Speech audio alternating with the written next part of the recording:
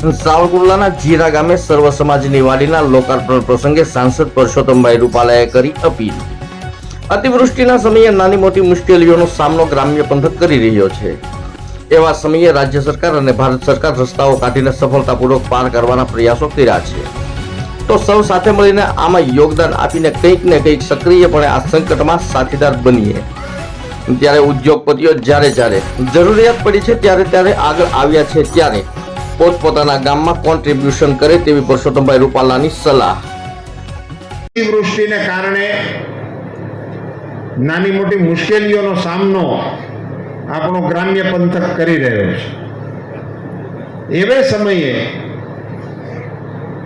રાજ્ય સરકાર અને ભારત સરકાર એ બંને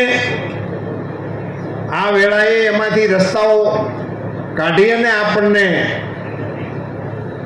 સફળતાપૂર્વક બહાર લઈ જવા માટેના પ્રયાસો કરી રહ્યા છે। ત્યારે આપણે પણ સૌ સાથે મળીને આમાં કંઈક ને કંઈક યોગદાન આપીને કંઈક ને કંઈક એમાં આપણું સક્રિયપણે સહયોગ કરીને આ સંકટમાં પણ આપણે સાથીદાર બનીએ એવી પણ એક મારે નમ્ર અપીલ આપ સૌને કરવી છે।